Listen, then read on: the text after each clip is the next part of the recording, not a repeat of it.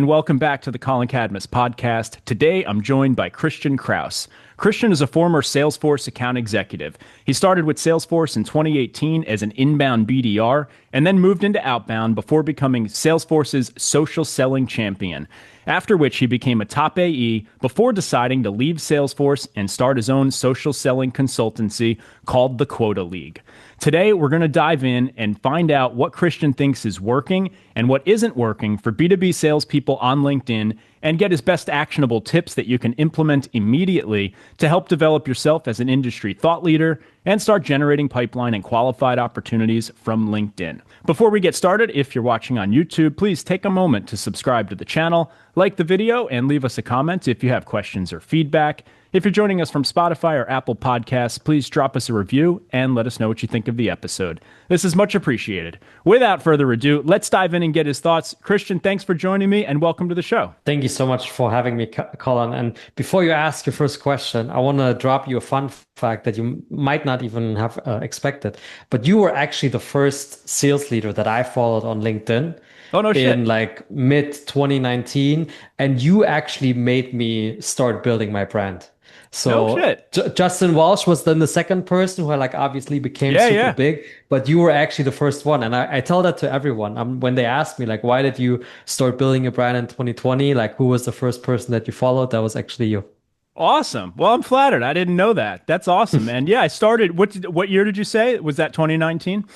2019. So like summer, August that year, I think it was. Yeah. So you've been following me, I think, since pretty much the start, because I want to say that's around when I started. Maybe 2018 is when I started, maybe a little bit before then. Yeah, because I started when I went to Aircall, basically. I don't know. I'll share the story with you real quick if you want to know, since you're sharing that, a little backstory for anyone who's listening of why I got started on LinkedIn. So I was first VP of sales at Doctor.com, didn't do any social selling, nothing there. Then went to Aircall. And I remember taking a few meetings. Like I had just gotten started there and I was sort of getting my feet wet. And I took some meetings with different consultants in the space to just try to get a sense of like what they would suggest, and just kind of get the lay of the land. And one of the people I spoke to was, his name is Dan Swift from a company called Empire Selling. And what he was doing, I don't know, I think he still does it. I'm actually not sure. I haven't talked to him in a while, but he was doing LinkedIn social selling type of training. And he was like one of the very first, if not the first, he's the first that I know about, who was doing that. And, he sat down, we did a Zoom call and we were just chatting and I was trying to figure out like, should my salespeople be on LinkedIn basically? And he basically set a challenge for me. I can't remember exactly how the conversation went, but he was, full on persuading me, you got to get on LinkedIn. You got to be active there. You're selling B2B, before you sold to doctors. So maybe it didn't work, but now you're selling, to startups and whatnot. And so he just gave me a challenge because I said to him, I was like, my reaction was probably what most people's were, at least back then, which is like, that's really cringy. That's not me. No one wants to hear from me. I'm not going to, what am I going to write? Like, who am I? I'm not a superstar. Like LinkedIn, like influencer wasn't really a thing yet. Like it kind of was maybe becoming a thing. I certainly didn't know what it was. Like it's the whole idea of it sounded very, very strange to me, but he challenged me. He said, Collin, go for 30 days and write a post every day about something that you learned like yesterday or last week in sales and just watch what happens. Just do it for 30 days and watch what happened.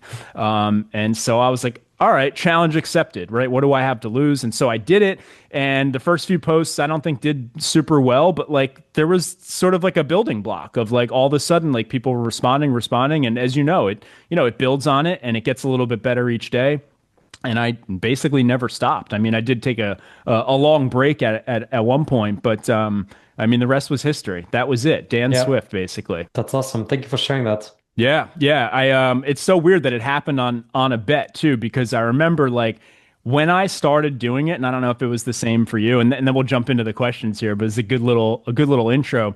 When I started doing it, it was it was something that people would look at very strangely, especially inside my own company. Like they didn't understand it. And today it's very understood and everyone like sees like, okay, you do this and then like you can get more leads or you can prospect or you can build your brand or you can sell sponsored posts. It's like all these pathways of what you can do today.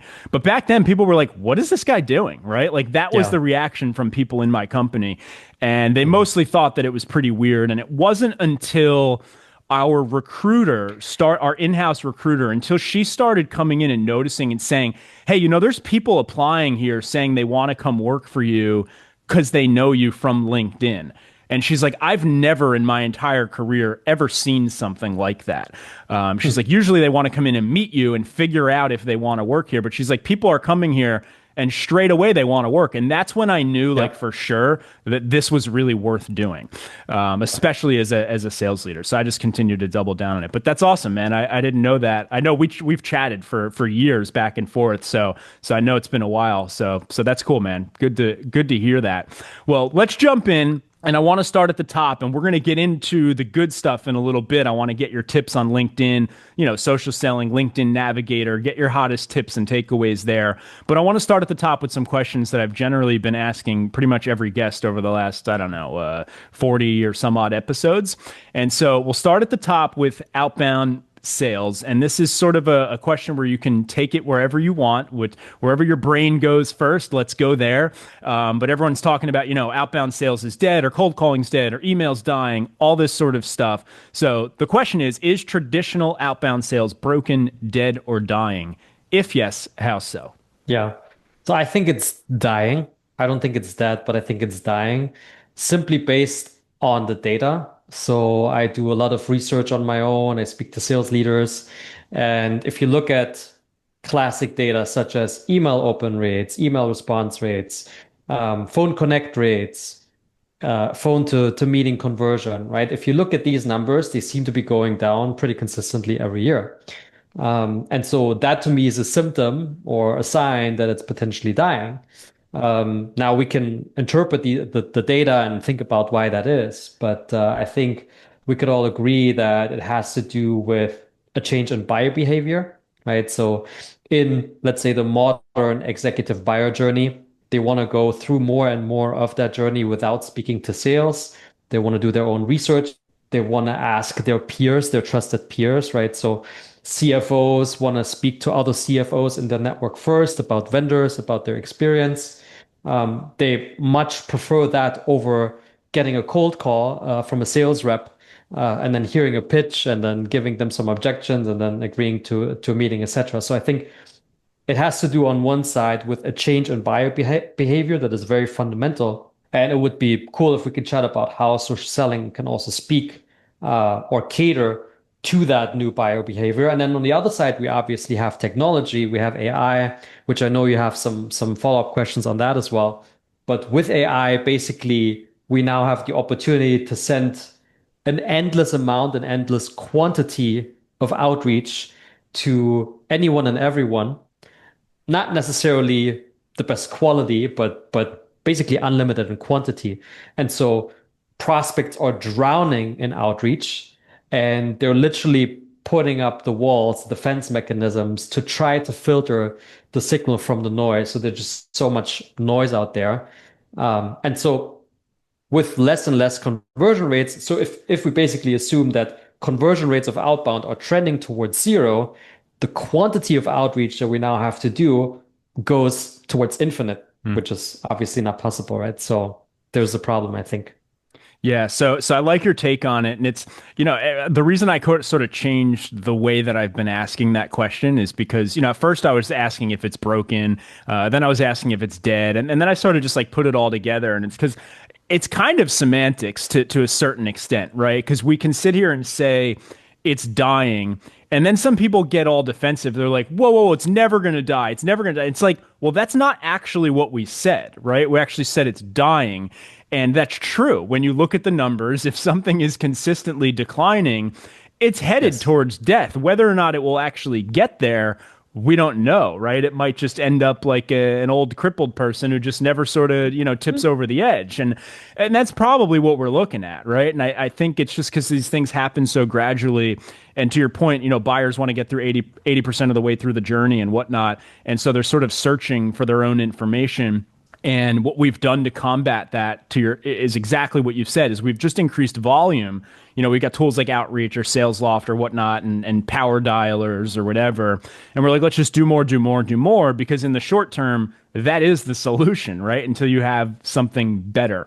But I think the big downside today that we really can't ignore are the different efforts that the buyers are taking to block us from connecting with them, whether that's, Gmail building better spam filtration, or me having my phone on silent, do not disturb all day long, and only responding if you text me and I know who you are, like that type of thing. So yeah, I think with all of that, for those of us who had been around doing this before it got bad, it's very obvious. It's like, yeah, it's getting way worse. It's dying. Whether or not it will be officially dead is probably just the bigger debate, but almost doesn't matter. The point is, we need to find new ways, new things, what to do. So that's what I'm going to throw to you as the next question here is, what's working today? And, if it's good, we're going to get into LinkedIn and all that sort of stuff. But, for traditional outbound, I mean, if LinkedIn's the answer, that's okay. But what do you think's working today? What should people actually be doing? Should they still be cranking out a bunch of emails and phone calls?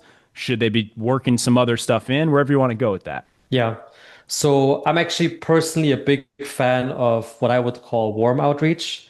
So it's not that email is not working as a channel, or phone's not working, or LinkedIn's not working. I think the channel is actually secondary, but it's like the overall approach of, hey, I'm not just reaching out cold to a prospect as a complete stranger, but I'm actually warming them up, right? And to me, my tool of choice for that is LinkedIn, is social selling, is personal branding and content and all of these things. Because first of all, buyers can recognize me as a trusted advisor, not just another sales rep. I can demonstrate subject matter expertise through content that I post publicly, or either in a one-to-many post, or in a one-to-one that I send in a DM or in a video. I can actually, for example, through video prospecting on LinkedIn, I can show that I'm a real person. I can show personality. I can give them all these data points that they can process. This comes down to human psyche and how we actually build trust with people. It's like seeing someone, hearing their voice, seeing their body language. These are all things that we can do in addition to content creation to build trust. And then we'll also see better conversion rates. So I'm a big fan of using social selling as a top of the funnel. So basically building awareness, or the classic people buy from people who they know, like, and trust. So you become known by showing up on their feed. You become liked by being personable, relatable, not just, corporate content necessarily. And then the trust piece comes through the value, and then through the genuine human outreach. And I oftentimes find myself in the position that I do social selling, that I see prospects who enter my stratosphere, but they don't respond to me on LinkedIn because they're just not used to doing that, or just not how they operate. So I meet them on the channel of their choice. If they want to respond to email because they like that, or if the only way to get in touch with them is via a phone call, then I'll do that. But for example, when I pick up the phone and call people, I still do that, just much less than I used to. Whenever I do that, it's not the first thing that they say, hey, how'd you get my number, right? Or who are you calling from? They're like, oh, Christian, I love your content. Yeah. So it's like, I'm not being hit with the same objections, which are not real objections. They're just people trying to get rid of you, right? To protect their own time and so on. So yeah, warm outreach. Yes, it's a similar experience to what I mentioned with the recruiting, right? It's like people already know you. And I notice it even on this podcast, because the list of I have a huge list of people that I want to interview. You've been on it forever. And I say this on every episode because everyone's been on the list. And it's like a lot of these folks like yourself, when I meet you, I think the first time we're actually talking over Zoom, but I feel like I know a lot about you, right? I had some things I wanted to clarify, like, wait, where exactly did you grow up? Like this, that, because I saw you moved around a little bit. But it's like, I have this holistic sense of like who you are, what you believe in, at least from a business standpoint, right? And so it creates this incredible level of familiarity.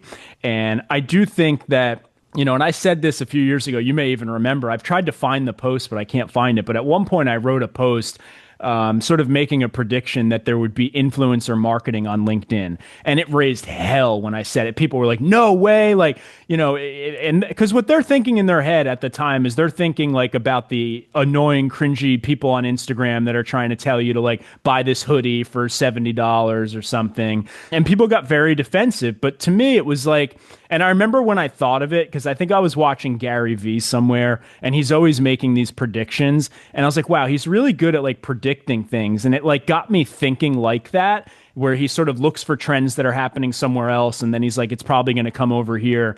And I was like, wow, there's probably like a thing like that with Instagram to like LinkedIn, where LinkedIn's like sort of lagging behind. And that's when it clicked to me, like we're having all this trouble getting in touch with prospects over the phone or through email or whatever. We have all that increased sort of resistance. But then we're seeing this big growth spurt of like people getting a lot of attention on LinkedIn for business. And that's how it's just like, well, obviously those dots are going to connect at a certain point because everyone's just trying to get their brand in front of an audience. And so if you have an audience that you can get in front of, this is going to become an avenue, right? And so I think, as we get into the LinkedIn piece, we're going to cover AI first, but I think there's sort of these two avenues of it today. One being, being a brand ambassador for your own company or whatever you're selling, but another being an ambassador for other companies. And I know you do some of this. I've been experimenting with it as well. And it really has proven over the last year or so to be, I think, the fastest way to garner attention and grow your brand is, in addition to like as an individual doing it, but as a company to go out and partner with a bunch of influencers or whatever you want to call them. I know that word can turn people off, but whatever it is, that actually is the right word for it, because you're a person with influence over an audience segment, right? And whether or not they're going to listen to you and be like, well, Collin said I should try this, so I'm going to go get it. Like, it doesn't usually work that way.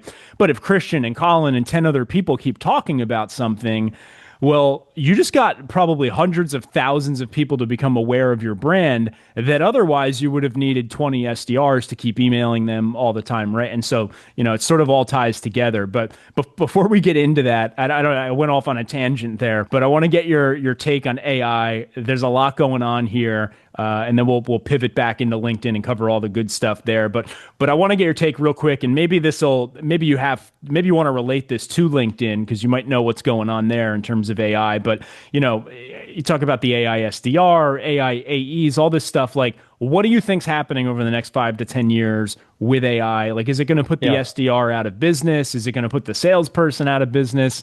Wherever you want to go on that topic. Yeah. So I love the question. It's actually really hard for me to imagine 5 to 10 years if you take into account that I think the capacity of AI doubles every 3 months, right? Wow. So even if we think about 5 years, like that's so many 2x's because it's exponential growth, right? And so, anytime I sort of end up in the AI rabbit hole in terms of where everything's gonna go and like super AI, like I get a little scared, and then I turn off my YouTube and then I watch some puppy videos because it's so fundamental, and I think we actually have no idea what's like coming for us. But that being said, I'm gonna try to answer the question. So I think we're sort of in this at the beginning of this like Cold War era where on the sales side, we build up technology for smarter outreach, right? So better quality, like more personalization, smarter trigger analysis, right? So seeing a job change, Clay is the best, is the flagship tool to mention there, right? Hyper intelligent tool that builds like these crazy tables with like all these data points and fully autonomous outreach campaigns that on the receiving end, you're like shocked because you're like, if Clay can do this, then why do you need an SDR team? Yeah. And so I think a lot of the SDR work will actually be taken over by AI. I think the technology will always be faster than the adoption. So the technology is already there. It's just more a matter of how do you price it, commercialize it, how do you get teams to adopt it, right? So instead of having 10 SDRs, now you have like one super SDR who actually needs to have like a lot of sales up skills, like needs to be able to build agents. Prompt engineering will be a skill, right? So you basically reduce the number of workforce, but their productivity will like 10x or will be multiplied. But I like to believe that there's still like the human frontier, that there's still this part of sales, especially in more strategic enterprise mid-market sales, where you will not close deals through AI, right? The top of the funnel, some of the top of the funnel mechanisms will be run by AI. And I'm actually good friends with a guy called Alex Vaca who runs an outbound agency called Cold IQ. He's also a local here in Barcelona. And what they do very smartly, in my opinion. Oh, you interviewed him. So there you go. You already know him. So what they do very intelligently, in my opinion, is that they combine the social selling piece with the AI. So they have a big part of their team all have their personal brands. You said Michel, right? That's what you said? Alex Vaca is his name. But they might why be am I thinking I'm not sure. Michel? Is it not Cold IQ? I could have sworn it was. Maybe it's something. Maybe they are. Now you got me thinking here. Yeah, so he's not the only founder. There's a couple. Okay, there's a couple of founders, and then they have a team. But so basically, they, let's say, have social selling run top of the funnel, and then they have Clay running in the background that picks up on all the website visits, likes, comments, right? So they take all of the signals from social selling, and then they turn that into like an automated outbound machine with Clay. So I think that will be the future of outbound. But then, as soon as it comes to the first meeting, I think it's the human frontier, right? So we will do our discovery calls in person. We will sign the deals or negotiate over dinners. Like I hope that this human aspect will sort of have a comeback. So it sort of goes in two directions, right? It's like the stuff that everybody hates, the tough outbound stuff, we will use more and more technology. But for the stuff that's fun, like closing the deals, meeting in person, having the dinners, I hope that human selling will have a comeback. And I see that in my own experience. It's like whenever I'm traveling for a conference or for a training that I do sort of the geo strategy. I don't know if Darren McKee also mentioned that on your podcast. Like whenever I know I'm going somewhere, I build a sales nav search just for that city. So for example, I know I'll be at a conference in Toronto in September. So I build like a search for Toronto and see like who can I grab a coffee with while I'm there, right? So that's one of my favorite business development strategies as well. Love it. So where you started with that, I actually think is a very astute point. And I don't know that anyone's actually made that point with the way I've asked the question and saying like, hey, 5 to 10 years is actually a really long time to try to predict with AI. And I think you hit the nail on the head there. And because anytime we try to make predictions with this stuff, I think what we do is we sort of look to the past at the rate of speed of which things have happened. And AI it's moving so much faster. I don't really think that we know exactly where it will end up. And so I think there's kind of like, there's two ways that I think about it. One is like conservative of like, well, here's like what will definitely happen, right? And I think you just covered it, right? Like the outbound stuff, a lot of that, it's inevitable. As you said, the technology moves faster than the adoption. And that's because we're just kind of an industry of copycats. We like to do things that are proven because we have investors. And if you can't tell them it's proven, it's risky. And, you only want to take so much risk. And so there's only going to be so many people taking risk and trying new things. And then the copycats come along and they're like, oh, this is safe. Now we can do this. It's like becoming a creator on LinkedIn in the early days. Like you're going to get made fun of or whatever. Like, and eventually it's like a safe play. You can do it, right? So I think there's an element of that. And you also made a good point about, there'll be smaller teams, but I think they're going to be more teams, right, as a result of it. So when people get nervous around like, hey, is it going to replace everyone and we're going to be out of a job? I think at least in the near term, if you end up with smaller teams and that basically means you're able to build a company with less people. So you put 2 and 2 together, that basically means more people are going to go out and start companies, right? Because it's just easy. You don't need as much to do it. And so I think you end up with more teams as well. And so it's like, are there less SDRs in the industry? Like maybe not. Maybe there's actually just more startups in total because they're smaller on average size. So I think that's one way to look at it. But when it comes to like the AI and like, is it going to replace everyone? I mean, I'll just give you my high level take. I think if AI is implemented correctly, and I don't just mean in sales, I mean like worldwide, like do we do a good job implementing it, or does it become the devil, so to speak, what everyone's like scared of? If we do it right and people develop a very serious level of trust with it, I think we get to a place where people actually, their default is just to use AI for everything AI is capable of.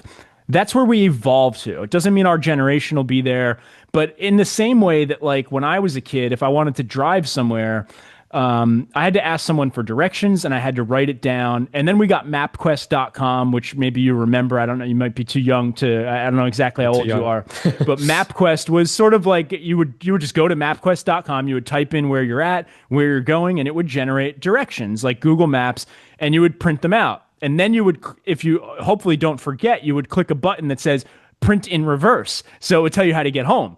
Otherwise, you have to read them backwards to go home. And so you would print out these instructions. But now we have Google Maps, but the bridge to that was like Garmin, and you would have these little navigations in your car and stuff. But when they first came out, most people didn't trust them because they usually oftentimes would send you, you would get lost and you would just go in the wrong place. And so people used to say like, no, like my parents would say, no, give me the directions. I'm writing them down. Like, I'm not looking to get lost. And like, but now we're in a world where it would be crazy to even think that way. You just pull out your Google Maps or your Waze and you go. Yep. And like 99 whatever percent of the time, like it's right. You're right. And so I think AI is going to be the same thing. If you look at the iPhone too, we had a similar experience there when the iPhone rolled out. Basically everyone was like, there's no buttons on that thing. I can't type on that thing. I'm never going to use that. And then even when you got it, you're like typing and everything's inaccurate. And you're like, this sucks. My fingers are all over the place, but the phone got smarter. It learned your mistakes. And now you can misspell everything and it just fixes it for you as you're going. And so there's that trust building that happens with humans. And I think that we're going to see the same thing with AI. But I said if it's implemented correctly, because if it really does sort of become the devil and it's like feeding you propaganda or it's lying to you every step of the way, like that trust is going to be very difficult to establish. But I don't think we'll have that problem. Maybe in certain areas you will, but that just creates competition for someone to not do that, right? And so I think either way, you're going to get to a place where AI is heavily integrated into our lives, and it's basically like our assistant. It's our best friend. It's our teacher. It's our mentor. And, you know, I don't know what that looks like yet. Does it look like having a physical robot in our house, like Optimus Prime? Does it look like we just have a chat GPT that remembers everything we talk to, like it doesn't keep forgetting and like it just gets to know us from birth? But I think that as that trust factor does evolve, as it gets to that point, I think it completely changes social interactions and human behavior, because I think it will evolve us to a place where it might actually feel inconvenient or even inconsiderate to bother a human with something that you could ask an AI. Like it just, I think slowly we get to that place. And that's where I think we might actually stand a chance. And I'm not saying this is better or worse, but I think we might actually stand a chance of seeing the full sales process eventually somewhat replaced, because people will just actually have their AI counterpart navigating them through everything, because your best friend is now also an expert on whatever the hell you want to talk about. Right. And that's a very different dynamic than we have today, where you have to still sort of reach out to these humans to understand this stuff. So I think that's a long ways out. And I don't usually go on this long of a tangent, but you made such a good point about the 5 to 10 years being so long.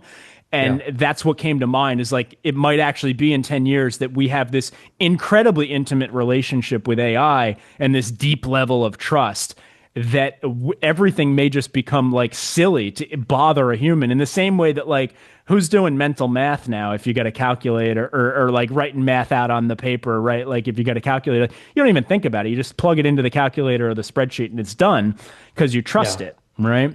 So I think those are some interesting things. Sorry, I didn't mean to hijack it there, but you made such a good point about the timing that I think people don't really think that much about it. And I do think you're right that in 5 to 10 years, we're not even going to remember back to this conversation. Like, it's going to feel so long ago that we even had that conversation. Anything you want to add in there? Sorry, no, I just went on a tangent. No, I mean, I think the experts on AI, they predict that, I don't know exactly how many years, let's call it 5 years or 10 years, that AI will actually be more intelligent than all humans combined. Yeah.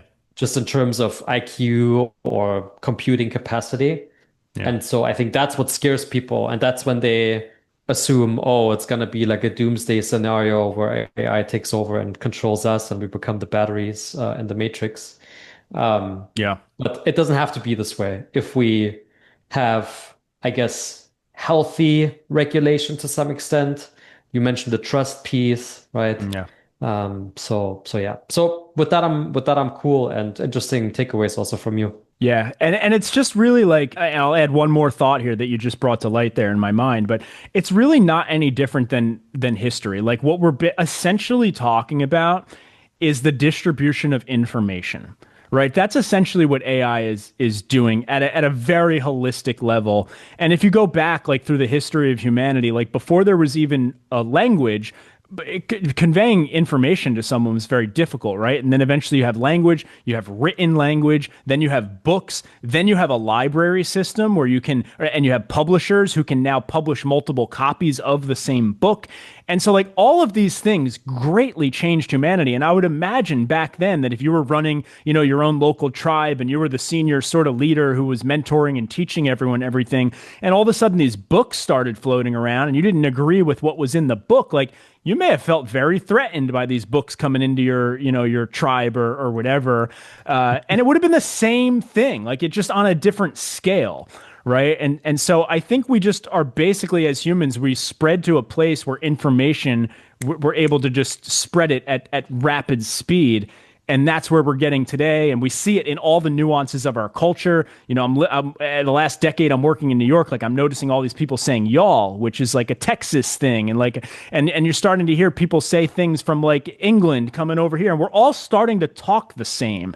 We're using the same language now in even just those cultural little words that sometimes used to just be very pocketed in certain regions. And like, of course, you have to think long term, but like eventually this stuff just all becomes one.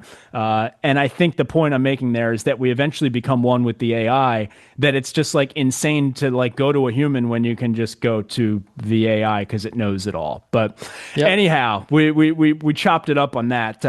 Very good. But your take got me thinking there. But let's jump into the good stuff. I really want to hear what you've got going on with LinkedIn. And so you can take this wherever you want. I've basically put two questions here. And then the third one is we'll jump into the Quota League. But the first piece is about creating content on LinkedIn, and then we'll jump into Sales Navigator. But what are your top tips for creating content? Or if you maybe want to start at the top of like who should even be creating content on LinkedIn, like wherever you want to start with that, just take it away. Yeah. So, I mean, I train mid-market and enterprise sales reps and teams. So that's the angle that I'll take. They should all be creating content on LinkedIn. None of them should not. If they're not doing it, they're at a disadvantage. Oh, interesting. So is there anyone that you think maybe like, or is there anyone you've come across where their audience just like isn't on LinkedIn? Nope.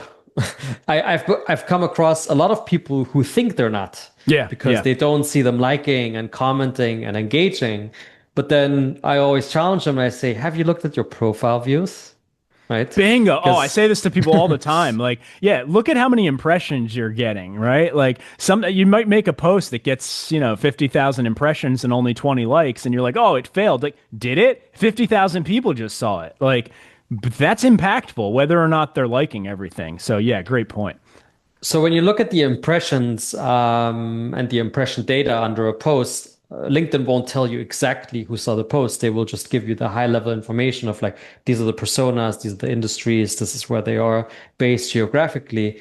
But I find going into your profile views and seeing like who are the individuals that are looking at your profile, that'll give you a good snapshot of like who your audience is.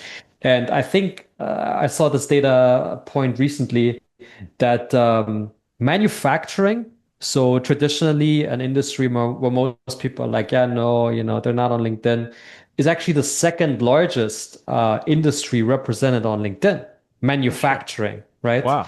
So, and obviously that's a super broad term, but like companies that produce stuff, right? Like machines and stuff like that. And so, yeah, manufacturing is the second largest industry on LinkedIn. So the notion that your buyers are not on LinkedIn, I don't think that that's true. They might not be liking, commenting, engaging. They might not accept your connection requests. They might not even have a profile picture, right? Might be one of those. I even see sometimes people who have I think all messaging or connection requests disabled, like you cannot reach them. But I think, yes, still regardless, anyone in B2B sales should be posting content on LinkedIn. Full stop. That's my opinion. And so when I do these social selling trainings with enterprise teams, I have to work through their concerns and questions and objections. And the first one is typically the type of content that they think they should be posting. And so I always encourage people to post personal stuff, right? To show, like, I'll give you a couple of examples: vacation photos, personal milestones like getting engaged or buying a home, these kinds of things that have not necessarily anything to do with your job. This shows that you're a real person, that you are relatable. And this is the type of content that often performs the best in terms of impressions, because people love seeing personal stories. They want to like that. They want to cheer you on. So typically my recommendation is 30% of posts. So 3 out of 10 posts, or one out of 3 posts, could be quite personal posts. Some people are saying, I know that Darren also says this, like, I don't want to have any photos of my children or anything like this.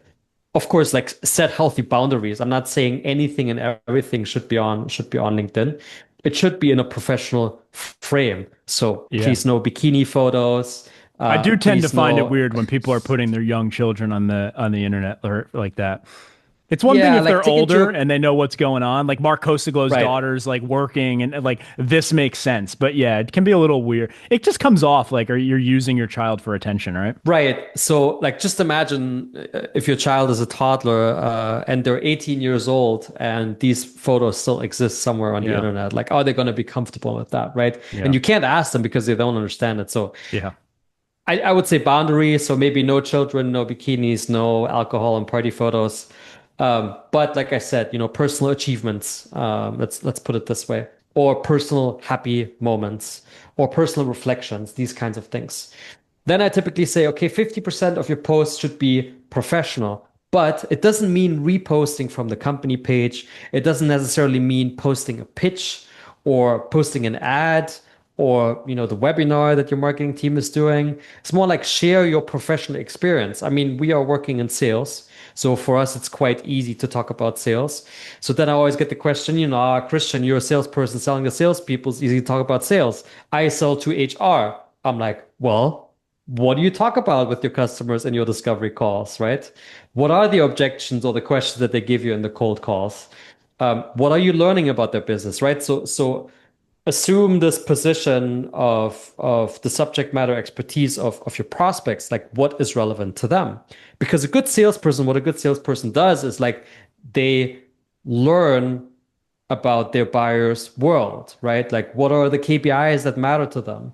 What are the pain points in their department? Very department specific, also persona specific. Are they C-level or are they more junior? So about 50% of your content should be that. And so I'm training one team that is basically an AI, like a CRM AI company. And I always tell them, like, use your own tool, like go into your call recordings, right, of your discovery calls or any of your sales calls, and like prompt them and like analyze these calls. Like, what are your customers saying about CRM adoption, about revenue leakage, about, adoption, APIs, all of these things.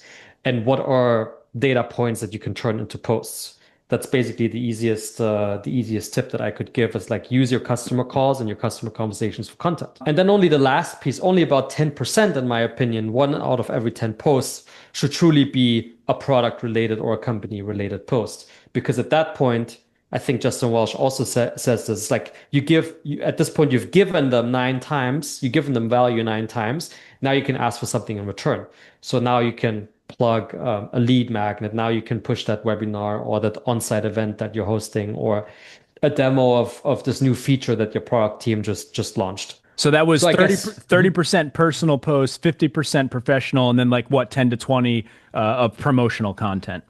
Yeah. So I'll add 10%, so 10% promotional, and then another 10%, which to me is well, it has to be 100%, I guess, right? Yeah. So 10 to 20. Or also, I like trend posts as well. So a trend post is basically just taking something that recently happened, and then giving your own spin on it. And that's something that I like to do, is like when I don't have anything to post about from a personal or professional perspective, but there's a lot of things that happen in the world all the time. Now, here the caveat is try to stay away from politics, because LinkedIn might not be the platform. There's other platforms for that. So unless you want to go all in on it, right? Like unless that's your thing. Unless that's your thing. Yeah, you can certainly build an audience on the internet that way, but it's gonna exclude half of the world, basically. Exactly. Like take into account that in most countries or the Western world, there's sort of, broadly speaking, two political directions. So if you go into one direction, you might lose half of your buyers who are on the other spectrum, And LinkedIn's got now, and honestly, I don't even think it works well because I clicked it. They have a thing like, do you want to see political content? And I've clicked no like a bunch of times. I still see it sometimes, but the second I saw that, I was like, well, this is a darn good reason for no one to ever talk about politics, because why would you want to when you know they're letting people literally filter it out, right? That's kind of their way of saying like, hey, just keep this off the website, right? That's the message that I received from that. Yeah, I mean, we can also call it by the name. I mean, X is the place if you want to dive deep into politics, the good, the bad, and the ugly. LinkedIn, I think we can talk about technology trends on LinkedIn. We can talk about demographic trends, about, I don't know, environmental trends, a lot of things, just like not political. I look at it like The Office. It's the same thing. Like you don't go into the office and start talking up politics. So I think it's the same culture on LinkedIn. And that's why, you go on X and like there's all the X or Twitter bros that like to, sort of trash, the LinkedIn lunatics and all this stuff. And it's like, okay. And some of that's funny and whatever. But at the end of the day, it's like, you want there to be a different vibe and a different culture in a professional environment. There's something actually like, yes, there's cringy things about that, but there's also something very refreshing about it because there's a reason that we do that in business. And it's so that we can stay focused on the task at hand, right? It's so you don't start bringing your personal problems into the workplace and all that sort of stuff. And so I just think LinkedIn is a digital version of that. And that's why it is the way that it is, and that's okay. I got a couple follow-up questions I want to throw in there, see if you have anything to add on this. 2 questions. One about post frequency. Now, I used to always say, like, you got to post once a day. Like, that was always the sort of traditional thing. And I'm starting to think that maybe that's not even true anymore. I actually have been skipping plenty of days lately. And I find that like less seems to be more and focusing on quality instead of volume. So I want to ask you about that if you have thoughts there. And then I also want to ask you about this whole trend of people hiring ghostwriters, because to me, that obviously drives me insane, but I want to get your thoughts on both of those. Yeah. So the answer is it depends. So it depends sort of who you are and what your goal is. So what I do a lot with mid-market and enterprise sales teams is I try to help them implement a social selling system across the team or across the organization. So it's really a team effort. It's cross-functional, it's cross-departments. So we get the marketing team involved to help with not just content ideas, but also content assets like carousels, like images and graphs, because these tend to do really well on LinkedIn. Also, like, for example, just hiring a photographer for a professional shooting in the office together with the team. Yeah. These kinds of things. I did that at Aircall, and I want to say probably more than half of the team still uses those headshots that we had taken. Yeah. On one side, it's nice because you look younger than you are. If the shooting is a couple years ago. Yeah. But yeah, on the other hand, I mean, having professional photos is nice and it makes you look professional also on LinkedIn. It creates consistency too, like just across your whole company. I'll just throw this in there. I didn't mean to cut you off, but because we did that at Aircall and it exponentially increased people's connect rates on LinkedIn when I had like a real photographer come in. It wasn't like, oh, hey, someone over in CS has a camera and they kind of know how to do it. Like, no, we spent money. I want to say we spent like probably 40 or 50 bucks per person. We got a big group deal where they came in and just did it for a few hours in the office. They brought their own lights and they put makeup on people to make you look, not all shiny and greasy. And but the big thing is we put them in people's email signatures too, and it increased our response rates, particularly people who were smiling in their picture. Interesting. Yeah, so headshots for sure. I mean, what I did, I think May last year, is I spent $800 for a full day professional shooting, and she took about 100 photos of me. You've got a ton And of I great mean, photos, man. Yeah, I I need have that. photos for Yeah. years, Yeah. So in a nice setting. But I also tell people like your camera roll is the best source of photos sometimes. Again, within the context, right? Like Yeah. no children and stuff like that. But like, travel photos, people love seeing that. But getting sidetracked. So you asked how many times to post. So in a team of 5 or more sales reps, I think you get the most bang for your buck if each of the weekdays one rep posts something organic and then everybody reposts it. Okay, so you're Because making it a then, team effort. So I like that. So yes, it's not about putting individual pressure on each person. It's like, hey, let's come together as a team. Are you often involving the CEO and encouraging them to start creating their own content? yes. So the best case scenario, it always depends on the company and how open they are to doing this.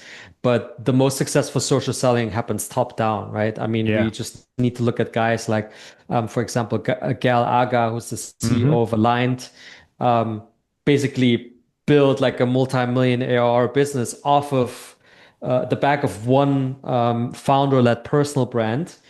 And so if the leadership team gets involved, I mean, the leaders have typically the most, not just the most experience, the most credibility typically, right? Just The because they were title goes highest a in the long way. Yeah. organizational chart, the title, right?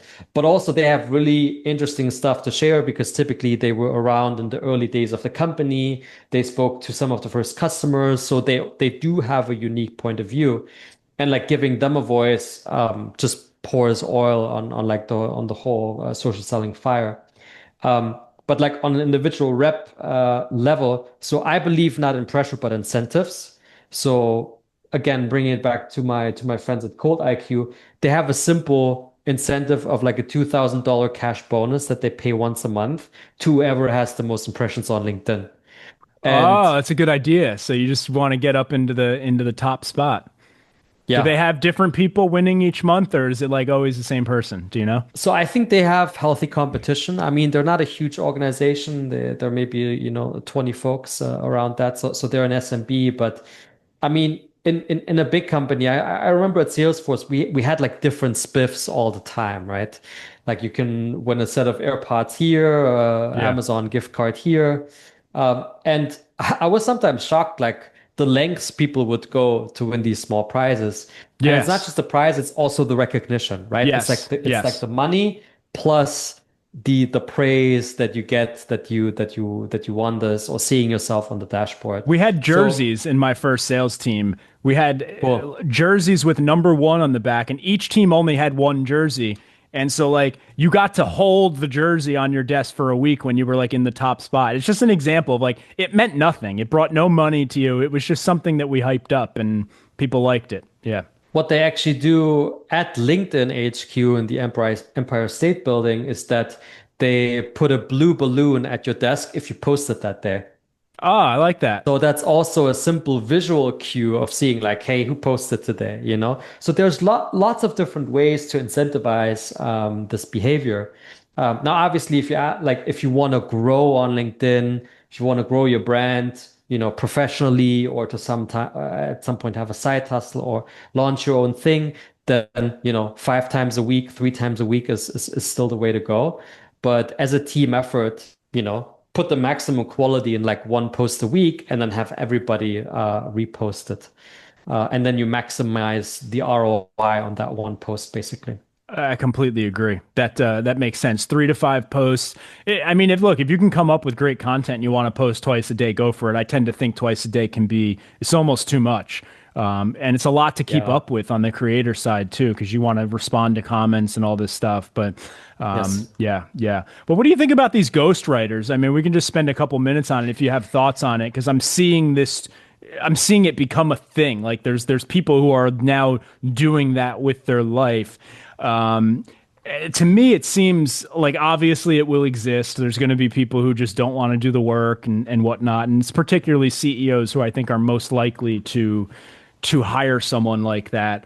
But what do you think? Any thoughts there? Does it make sense to work with some of these ghostwriters? I mean, it sounds like some of them are delivering good results, but Yeah. Take it away. I actually don't have a strong opinion on it, to be honest. I mean, there's three ways. You can write with AI, which first of all, I would not recommend because LinkedIn algorithm actually tracks that and it'll kill the reach of your post. So it turns out that just writing organically, like by hand, seems to be working better. The second option is a ghostwriter. To be honest, I don't have experience working with a ghostwriter, so I don't know how they actually do it. But I mean, let's say you meet with them once a week and you record, like they interview you basically, right? And they find like what's your voice and like what's your unique angle and point of view. And then they turn that into effective copywriting. I mean, look, live and let live. Like I wouldn't judge that too much. I think the most effective way is to do write it yourself because people can tell usually. Yeah. And so if you want to do it truly sustainably, and if you also want to build that skill because it is a very valuable skill, then I would recommend writing by yourself. I met recently with someone who's a copywriter, and he's actually changing his business. What he used to do is that he would literally manage end to end the LinkedIn accounts of executives, and he's now pivoting to coaching. And so that's telling me that there's now more demand of people to actually learn it themselves than to just outsource it to a copywriter. But I'll give you a counter example. I'm thinking about going into YouTube, right? I haven't made a final decision yet, but I do believe in video. And so, but I don't think I'm going to do everything myself. Like I'm looking for someone who can actually help me script the videos, edit the videos, publish them on YouTube. So yes, it's me on the video, but there's also a lot of the work that I wouldn't be doing myself. So I don't know if that's a fair comparison. I think that's a great comparison, actually, because there's a lot of that on YouTube. Like, when I was first getting into finance and I was a bit younger, I would look at people like Graham Stephan and whatnot. And you come to realize over time that like most of what these people are saying in their videos, they're not experts on. Like they're doing research, they're compiling information, and now they're just using ChatGPT probably to write a full script. And I've had people reach out to me in email. Actually, I might be able to dig it up if you're looking, but I've had people reach out who do what you're talking about, and they'll send me a script. They'll send me a Google Doc like, hey, Collin, I see you're on YouTube, but I think you can make better and more videos. I put together a script that's in your voice and it's on topics you talk about, and all you need to do is film it and I'll edit it and do all this sort of, and I've never actually done it because I feel weird about saying someone else's words.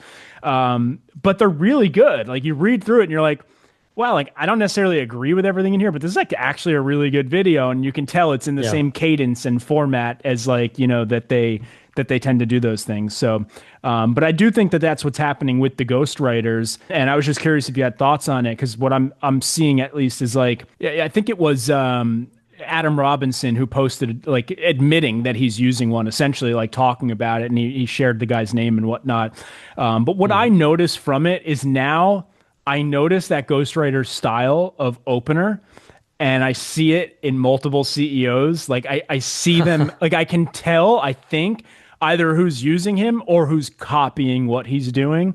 And I don't know if that's a bad thing. Like it happened with blogs, right? Like CEOs used to write their own blogs, and then they hired blog writers to basically take it all over. But I don't necessarily have strong feelings on it one way or the other. But I do think you're right. It's like it's a skill that you want to learn, right? And so you should probably invest the time into learning it. I mean, you had Darren McGee on, right? I listened to the episode. And what's so funny with so he's obviously like wildly successful with his personal brand. And it's so funny, like he oftentimes just literally brain dumps his posts. Like they're not formatted. They don't follow like a certain template. It's not like a specific hook line. It's none of that. He literally sits, you can tell like he sat down, typed his thoughts into his phone, hits publish, and it seems to be doing pretty well because his audience, they know that when they read something that he's posting, it's coming straight from his voice, like from his thoughts, and they appreciate that. So that level of authenticity, a copywriter cannot mimic that. Yeah, completely agree. I think what copywriters might be good at and where they might come in handy, especially now, because if you remember back when I started posting on LinkedIn, you didn't have to click a button to expand the whole post, right? It would just be there. And that's why we all started writing in these big spaced out, because it would like occupy your entire screen and you like had to read it. But now it's like, if you don't write a good like hook, like no one's seeing the rest of your post, and that detail no one's talking about, but it has completely changed the art of writing content on LinkedIn, because you kind of have to have this hook. And I'll tell you, I don't like it. I don't think it's a step in the right direction for LinkedIn. I don't mean to like knock on them. I love LinkedIn, but I think it's creating the same effect of what you have on YouTube with thumbnails, where people just create clickbait.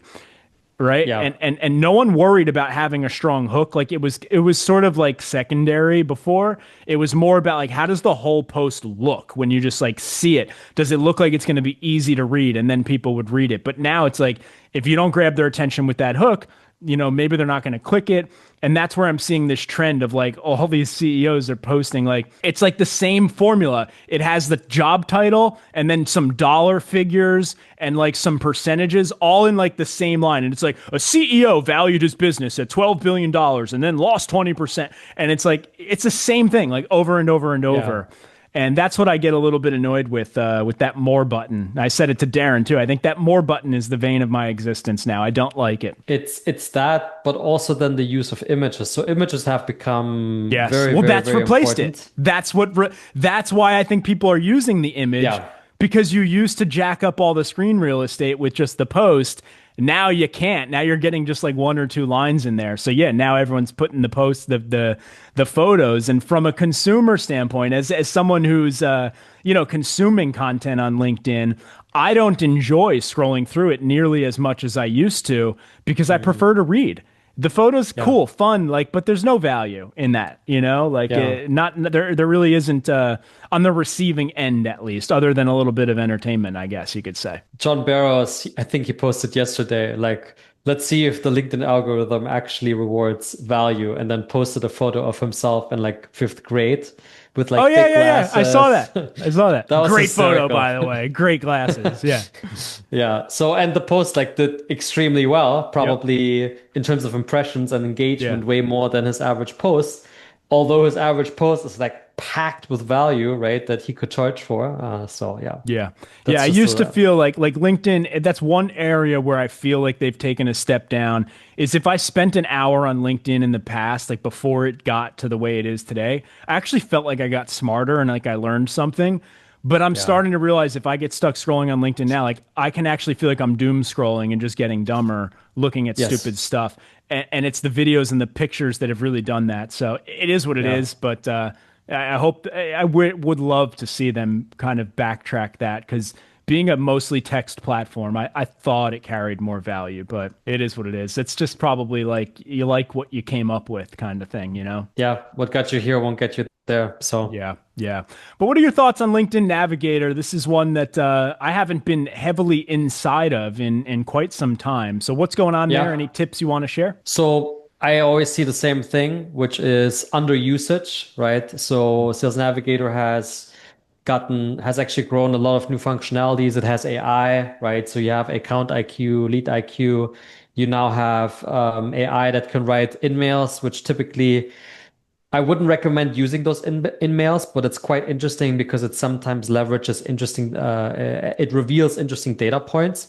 So when you click and tell the AI like, hey, write a message, then it'll pick up certain things from the account or from the profile that maybe you missed. So typically you get like a summary of research, and then I would always like write my own message in my own words, but you can pick up on some of these things.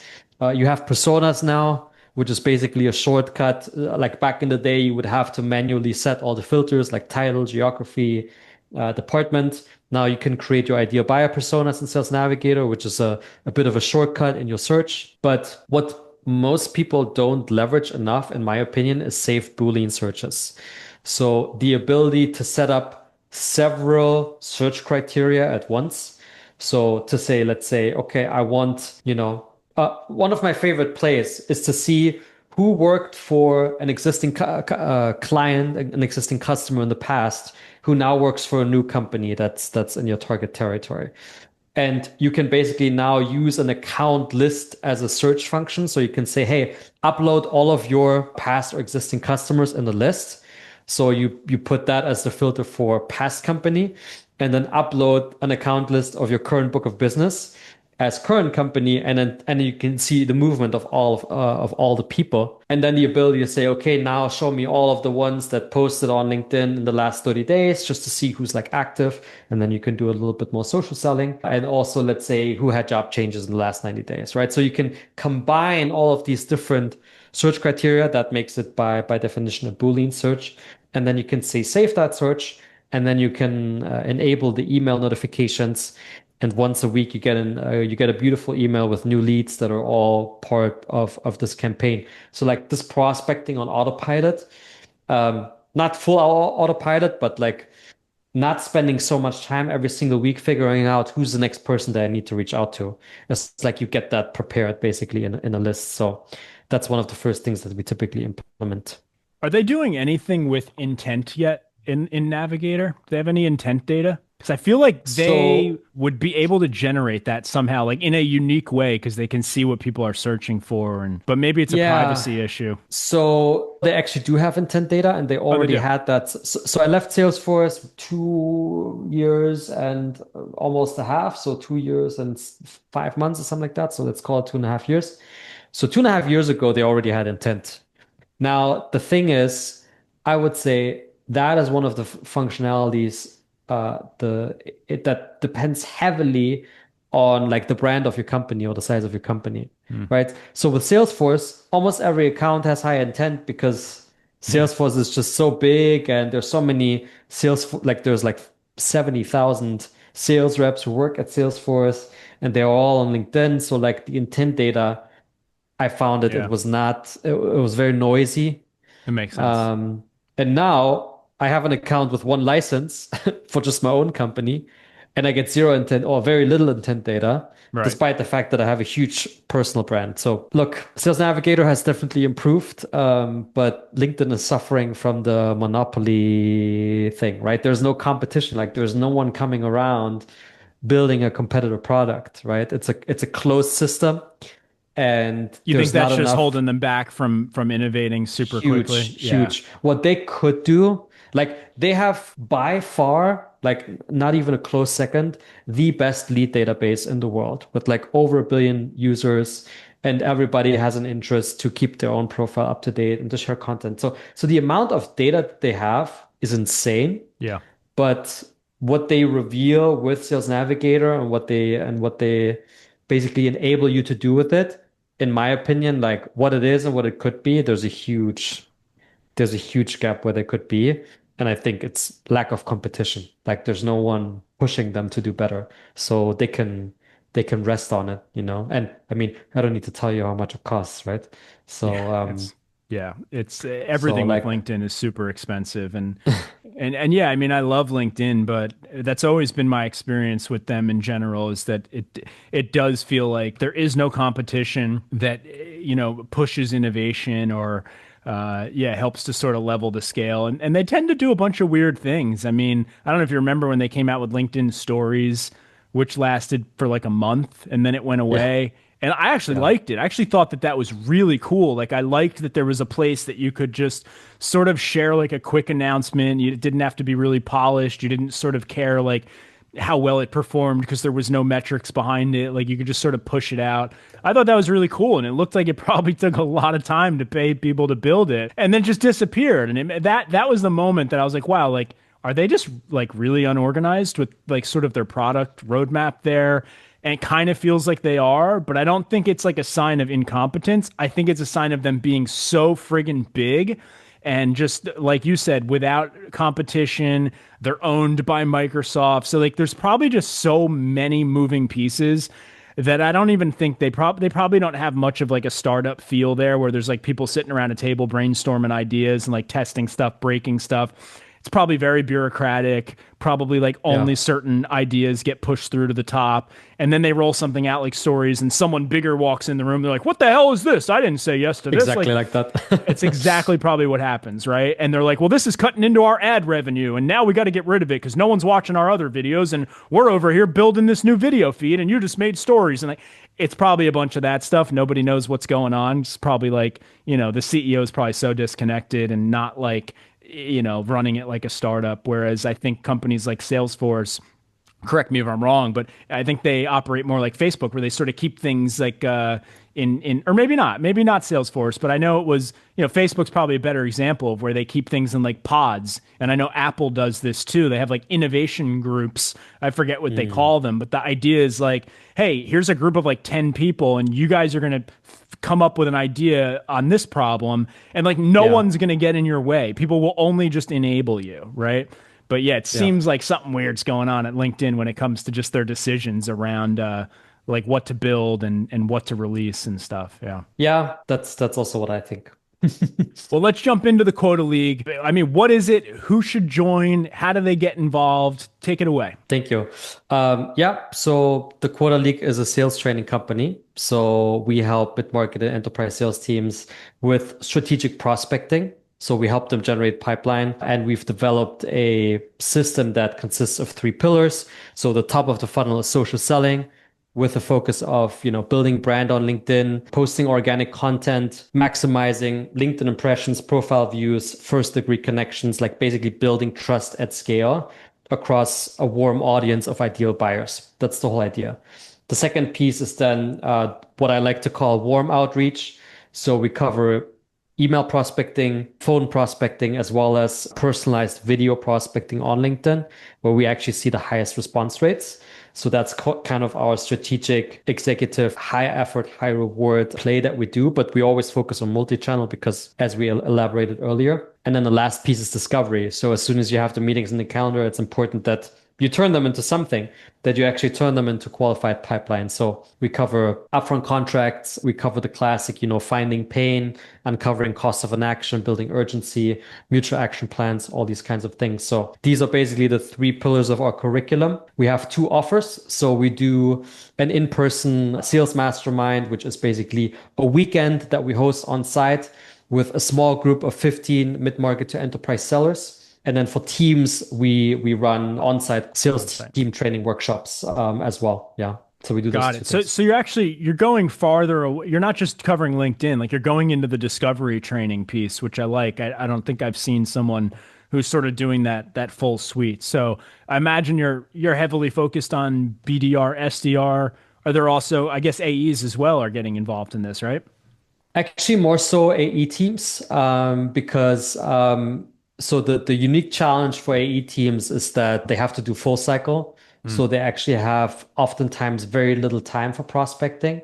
Yeah. And also they're usually the more tenured reps. So what they learned when they were SDR or BDRs is now quite outdated in terms of prospecting. So we have to reteach them how that piece works. And so it's like a very high quality, low quantity philosophy for typically senior full cycle sellers that we do. Yeah, bingo. Well, hey, I just want to throw back to one question, and I think we sort of touched on it, but you mentioned in the beginning, we were talking about how social selling will cater to the new buyer behavior. And I forgot to go back to that. Was there anything else that you wanted to add in on that? I think we covered a little bit of it, but I'm not sure if you had something else you wanted to throw in there. Yeah, so I believe that, so if you look at the classic buyer journey, it's like unaware, aware, consideration, evaluation, and then decision. And so if we do the classic cold outbound and, we have a 3% chance that they're active buyers, a 7% chance that they're not ready to buy, but they're like thinking about the problem, maybe shortlisting vendors. So we have about a 10% chance that we get somewhat of a reply or a positive reply. And then the rest of the total addressable market will just straight up hit us with rejection. But what we can do with social selling is we can like lure them in. So someone who's unaware, we can help them become aware. Someone who's aware, we can help them enter consideration. And we can, I guess, measure this sort of intent with like profile views is one example, or likes, comments, etc. And so I find that with this modern buyer journey and the fact that they don't want to be interrupted by us with a cold call, or they don't appreciate the cold email in their inbox, with social selling, we can sort of lure them into our stratosphere.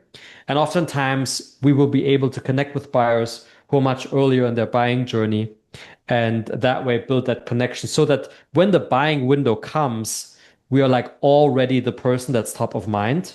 Yeah. When they have a budget coming around or when they have a renewal, etc. That's a perfect ending. Perfect way to sum it all up. And I completely agree. It's like people buy from people they like, all that sort of stuff is true, but it's a new thing where like people sort of look at the products that they've heard of faster than the ones they haven't. And like social media is just playing a huge role in that now. And the faster and the more noise you can make on there, I mean, the better at the brand level, at the individual rep level, all of it. So super well said. We'll have your website, quotaleague.com, in the show notes. Anything else you want to plug in there? Nothing. I think that's pretty much it. So yeah. One last thing that I'll add. Is that the best way for them to get involved if they want to sign up for this? Do they go to the website? Hit me up on LinkedIn. So linkedin.com/in/Quota League is actually my LinkedIn, is the link to my profile. So hit me up with a connection request. Drop me a note. Say, hey, Christian, I listened to you on the Collin Cadmus podcast, so that I know, and I will make sure to accept your request, and then we'll connect. But one last thing that I'll say is, to me, social selling is becoming more and more in person as well. So that's why we do the masterminds in person. That's why we do the team trainings in person. It's like we live in such a remote world, is that personally, I take any opportunity to shake hands with someone or go for a coffee or go for a dinner. So a big part of social selling is also to meet people in real life. So that's the last thing that I'll drop there as an ending. Perfect. Great place to end it. Thanks so much for joining me. We'll have to keep in touch and maybe do this again sometime. Thank you so much, Collin, for having me. Cheers. Likewise.